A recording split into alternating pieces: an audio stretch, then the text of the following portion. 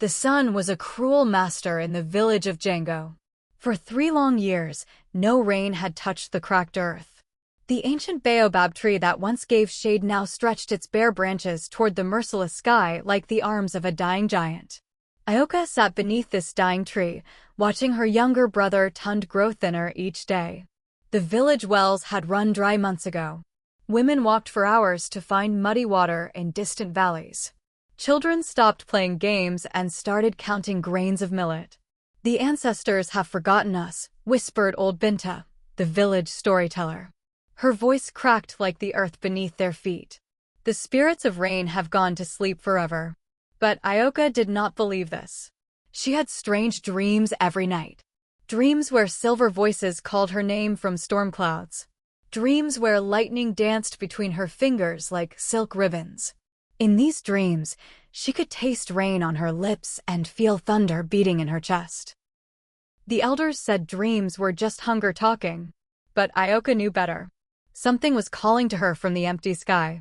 Something powerful and ancient was waiting for her to listen.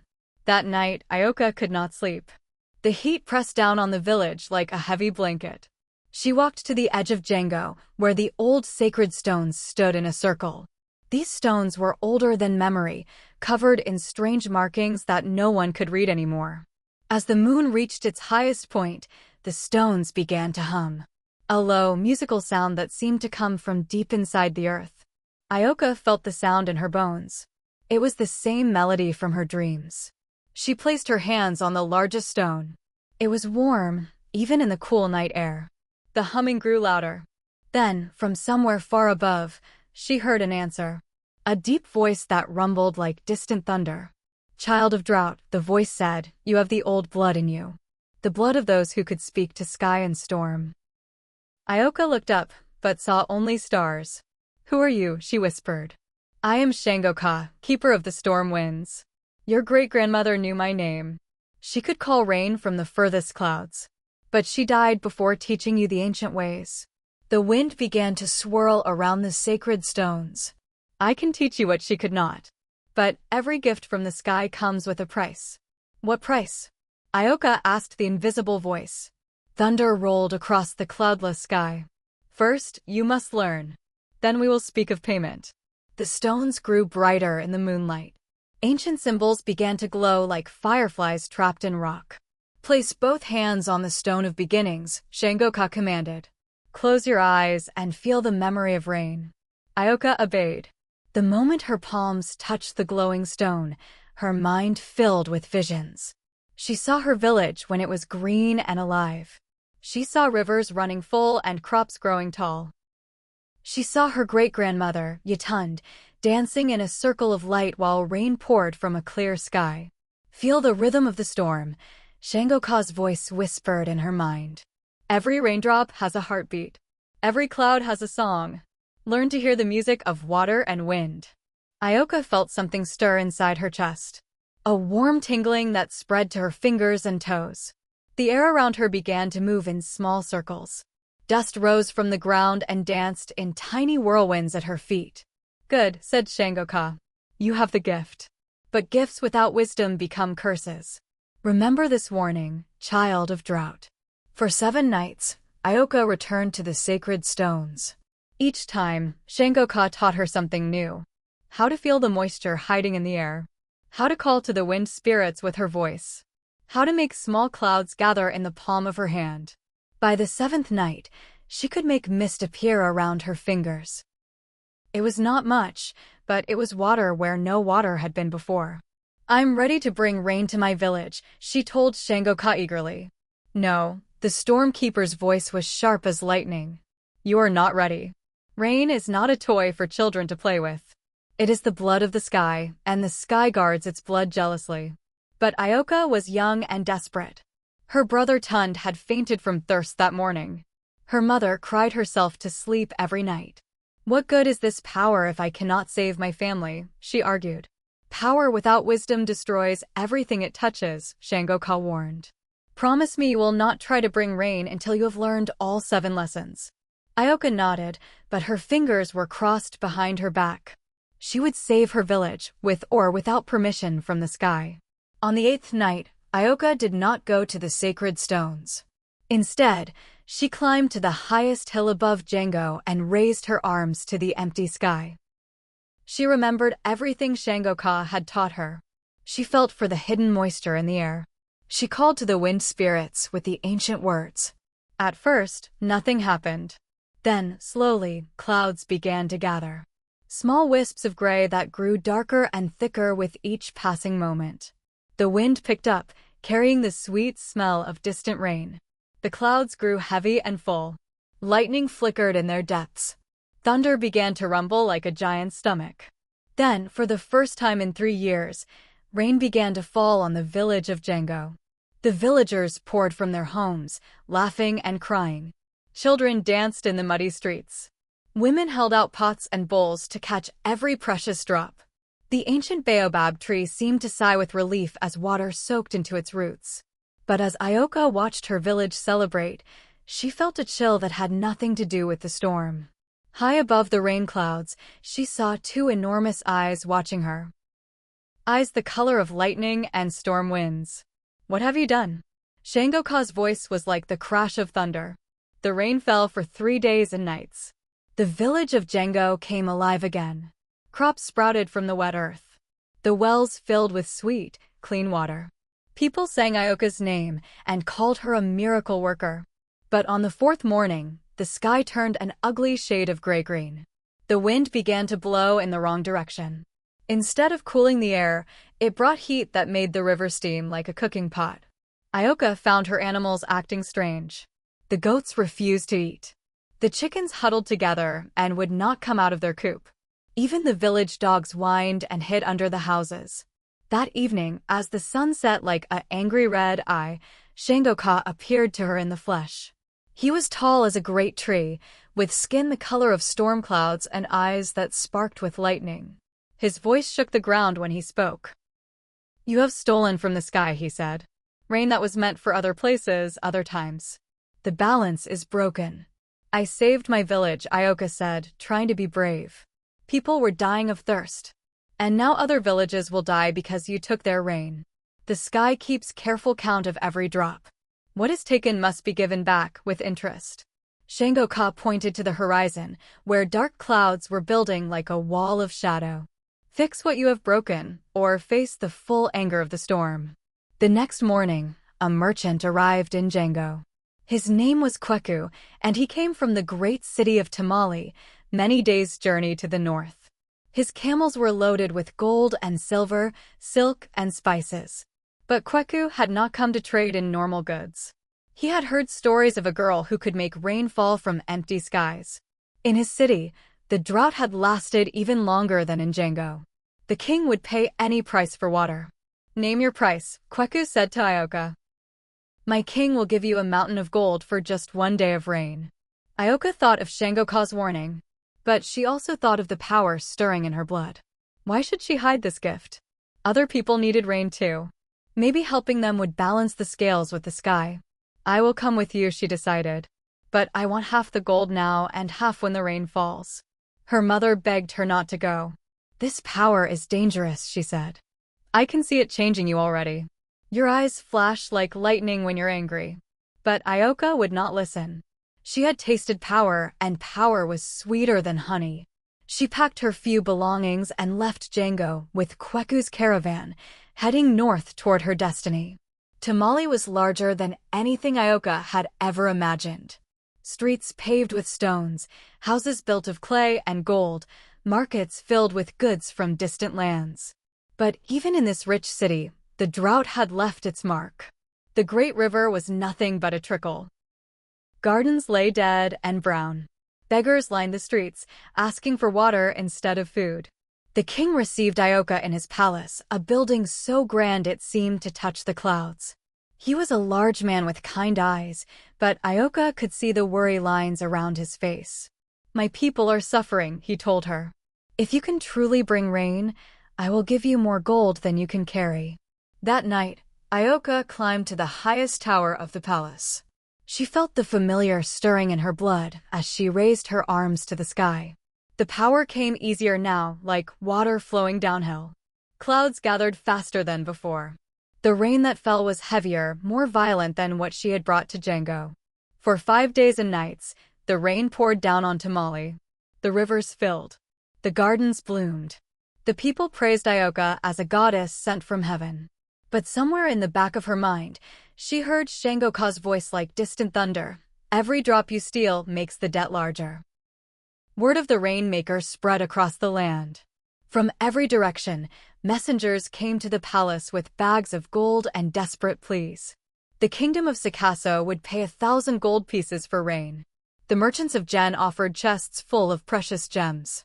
Even the great empire of Mali sent ambassadors with promises of wealth beyond imagining. Ayoka no longer looked like the thin village girl who had left Jengo. She wore robes of silk and gold, jewels sparkled on her fingers, and servants followed her everywhere.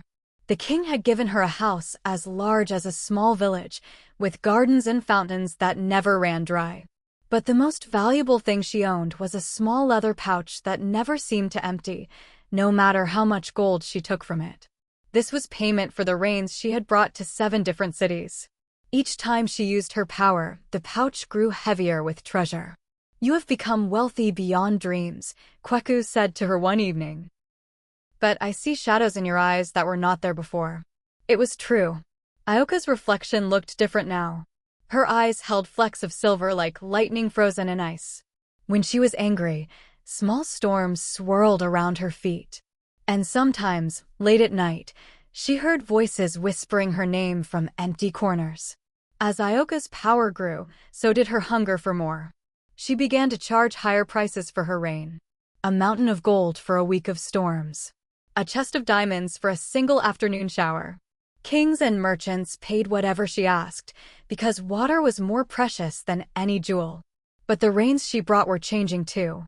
They came faster and fiercer than natural storms. Lightning split the sky like angry scars. Thunder shook the ground like the footsteps of giants.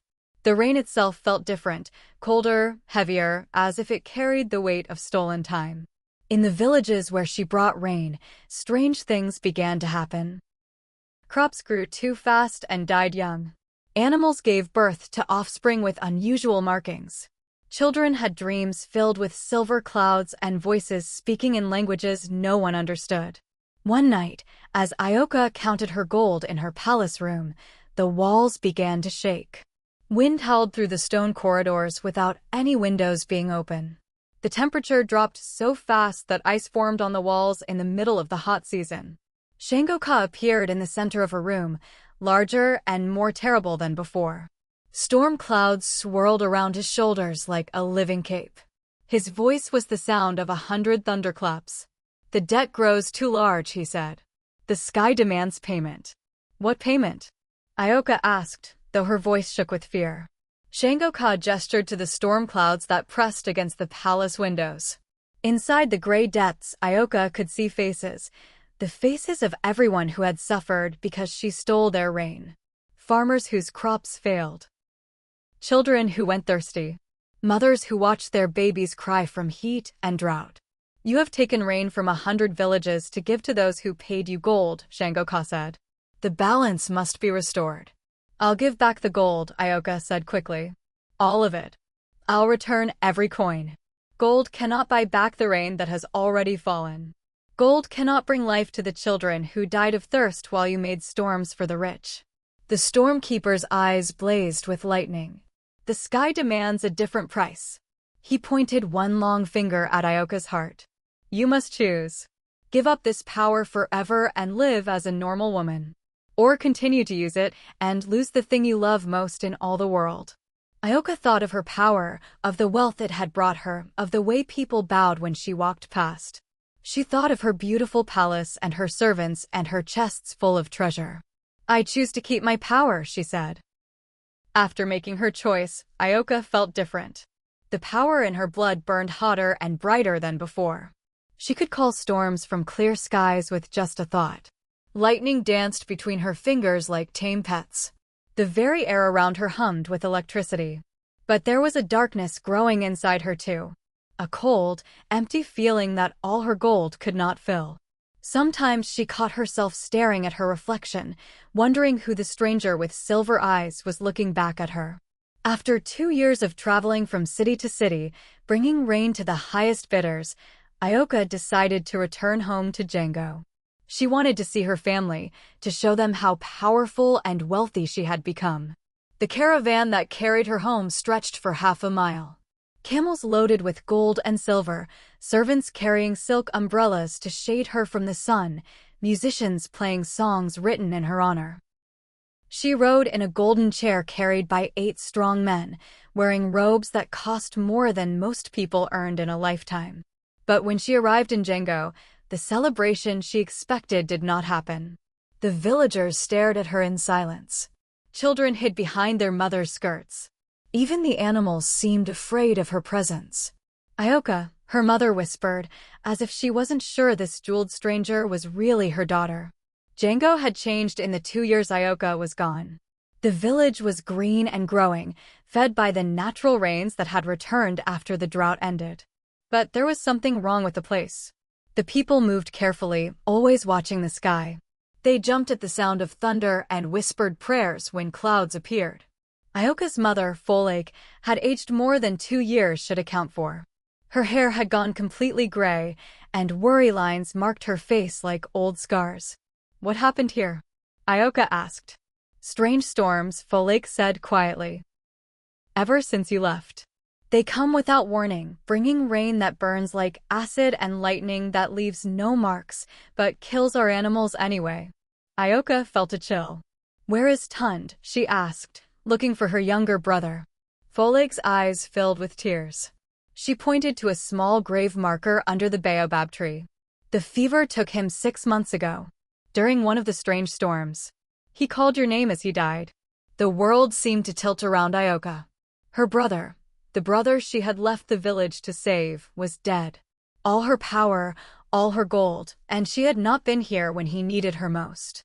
"I could have healed him," she whispered. "I could have stopped the storm." "Could you?" Folake asked. "Or are you the reason the storms came at all?" That night, Ayoka sat by her brother's grave and wept for the first time in 2 years.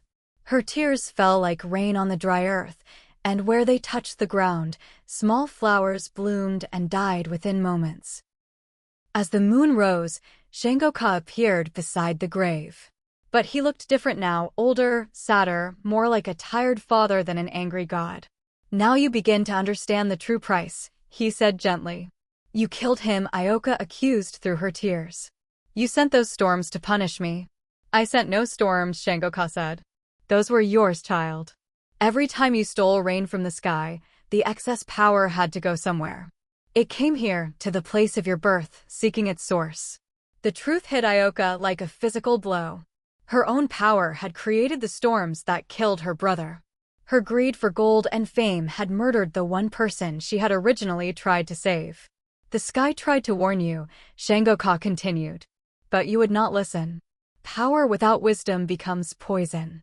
Magic without love becomes curse." Ayoka looked at her hands, still sparkling with stolen lightning. "How do I fix this? How do I bring him back?" Death cannot be undone, even by the masters of storm and sky. But you can still choose to stop the destruction before it spreads further. In the days that followed, Ayoka learned the full extent of what her power had done. The strange storms were not limited to Jengo. They were appearing all across the land, in every place where the natural balance of rain had been disturbed. Villages that had never seen her magic were suffering from hailstorms that destroyed crops in minutes. Cities that had paid for her services were now plagued by floods that came without warning. The desert was expanding, swallowing fertile land, while mountain regions drowned under endless rain. Messengers arrived daily with news of disaster. The kingdom of Sikasso was underwater. The great city of Jen was buried under sand dunes that appeared overnight. Thousands of people were fleeing their homes, becoming refugees in their own land. And everywhere the storms touched, people whispered the same name. Ayoka, the rain stealer, the weather witch, the one who had broken the ancient compact between earth and sky. "You must help us," pleaded a messenger from the coast. "The ocean itself has turned against us." Waves as tall as mountains are destroying our ports. But when Ayoka tried to use her power to calm the storms, they only grew stronger. Her magic had become like a disease, spreading chaos wherever it touched. The more she tried to fix things, the worse they became. As word of the disaster spread, angry crowds began to gather outside Jengo. They came from the flooded cities and the drought-stricken farms, carrying torches and weapons, demanding justice. "Give us the Weather Witch," they shouted. "Let her face the consequences of what she has done." The people of Jengo were terrified. They had welcomed Ayoka home, but now they saw her as a curse upon their village. Even her own mother looked at her with fear instead of love. "You have to leave," Folake said sadly, "before they burn down the whole village looking for you." But Ayoka was no longer the frightened girl who had once hidden under the baobab tree. Power had changed her, made her. Oods gathered like an army above the village. Lightning crackled between her fingers. Thunder rolled across the land like the war drums of the gods. "I am Ayoka," she shouted to the approaching mob. "I am the mistress of storm and rain. I am the one who speaks with the voice of thunder." But even as she spoke these proud words, she could feel the power eating away at her from inside. Her body was changing, becoming more like storm cloud than flesh. Soon, she would be more weather than woman. As the angry mob surrounded Jengo, Shangoka appeared one last time. But now he looked almost transparent, like a reflection in troubled water. "This is your final chance," he said. "Give up the stolen power willingly, and I will try to contain the damage you have done." "Never," Ayoka said. The silver in her eyes had spread until they looked like mirrors made of lightning. "This power is mine. I earned it." "You stole it," Shangoka corrected sadly. "And stolen power always returns to destroy its thief. Look at yourself, child. Look at what you are becoming." Ayoka looked down at her hands. They were no longer solid flesh, but swirling mist the color of storm clouds. When she moved, she left trails of silver light in the air. Her heartbeat sounded like distant thunder. "You are becoming a storm yourself," Shangoka explained. "Soon, you will lose all human feeling, all human memory. You will be nothing but wind and rain and lightning, forever wandering the earth, bringing destruction wherever you go." The mob was at the village gates now. Ayoka could hear them shouting for her blood. In response, the storms around her grew more violent. Hail began to fall like stones. The wind howled like a living thing in pain. "Choose quickly," Shangoka urged, "while you still remember what it means to love." As the storms raged around Jengo, Ayoka's mother climbed to the roof to face her daughter. Folake was soaked to the skin, her gray hair whipping in the supernatural wind, but she showed no fear. "My daughter," she said softly. "My beautiful girl. What have they done to you?" For a moment, Ayoka's silver eyes flickered with human emotion. "Mother," she whispered, her voice like wind through dry leaves. "I remember when you were born," Folake continued, stepping closer despite the lightning dancing around Ayoka's form. "You came into the world during a thunderstorm. The midwife said you were marked by the sky spirits. But I thought that meant you were blessed, not cursed." Ayoka's storm form wavered.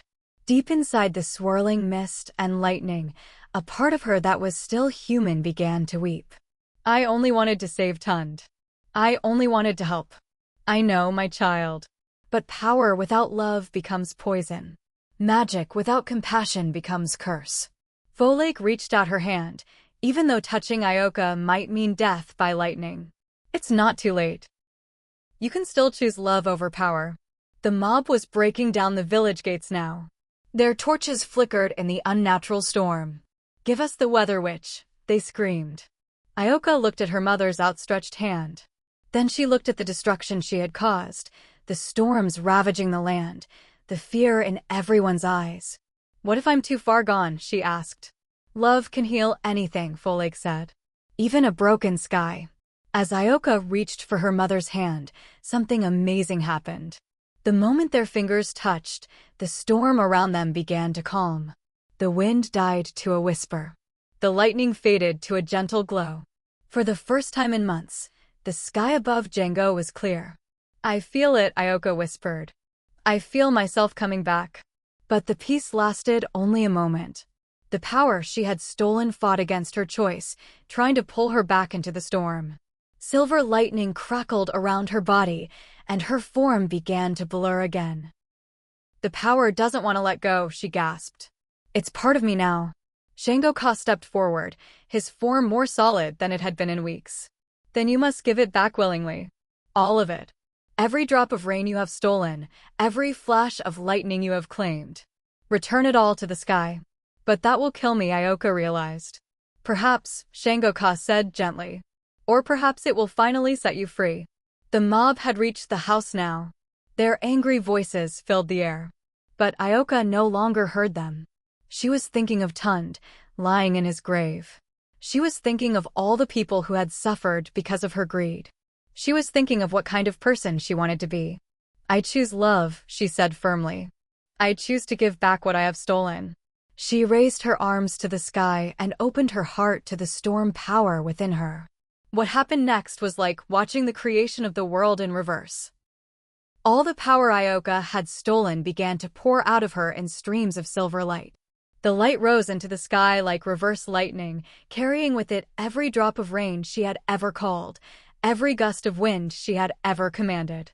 The light spread across the heavens, seeking out the places where the natural balance had been broken. In Sikasso, the floods began to recede. In Jen, the deadly sandstorms calmed. Across the continent, the strange weather that had plagued the land for 2 years began to fade. As the power left her, Ayoka felt herself becoming human again. Her silver eyes turned brown. Her storm cloud hair became black and soft. Her lightning-scarred hands became smooth and normal.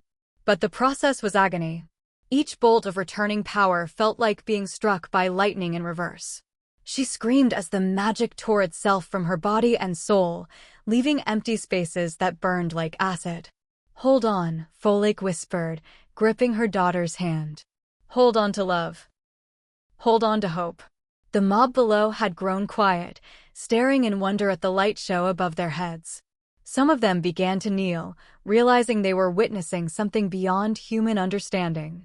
Finally, with one last brilliant flash, the stolen power was gone. Ayoka collapsed in her mother's arms, weak but fully human once more. When Ayoka woke, 3 days had passed. She lay in her childhood bed, weak as a newborn kitten but alive. Her mother sat beside her, older and more tired than before, but smiling. The storms have stopped, Folake said. All across the land. The refugees are returning home. The floods are drying up. The droughts are ending. And the people outside? Ayoka asked. Gone. When they saw the great return of power, they understood that justice had been served. Some even left gifts of food and flowers, asking for forgiveness for their anger. But Ayoka barely heard her mother's words.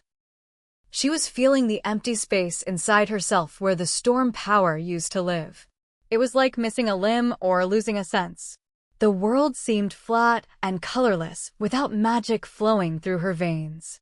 I can't even call mist now, she said sadly, holding up her ordinary hands. Is that such a loss? Folake asked gently. I was powerful, Ayoka whispered. I could speak to the sky. I could command the rain.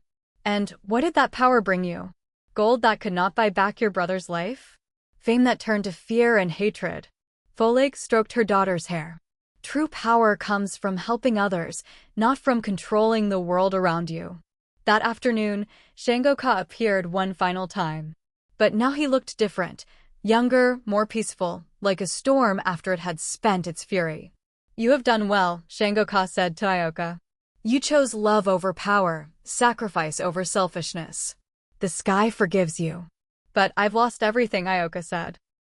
My magic, my wealth, my future. Have you? Jengo smiled. Look around you.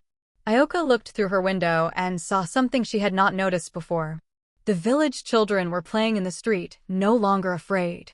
The women were singing as they worked in their gardens. The men were laughing together as they repaired the storm damage. For the first time in years, Jengo felt truly alive. This is what you saved, Jengo said. Not just your village, but the balance of the world itself. You gave up the power to control nature, but you gained something far more precious, the power to heal. Over the following weeks, Ayoka discovered what he meant. Though she could no longer call rain from empty skies, she found she could help people in other ways. Her hands, once crackling with lightning, now seemed to ease pain and comfort sorrow. Her voice, once commanding storms, now told stories that made children laugh and helped them forget their fears. The gold she had accumulated was gone, returned to the sky with her magic. But people brought her food and gifts anyway, grateful for her kindness and wisdom. She had learned the hardest lesson of all, that true wealth cannot be counted in coins. Years passed. Ayoka grew older and wiser, though she never married or had children of her own. Instead, she became like a mother to every child in Jengo and the surrounding villages. They called her Mama Rain, not because she could control the weather, but because her love fell on them like gentle showers on dry earth. She never forgot the lessons she had learned. When droughts came, as they sometimes did, she taught the people to be patient and to share what little water they had. When floods arrived, she helped organize rescue efforts and comfort for those who lost their homes.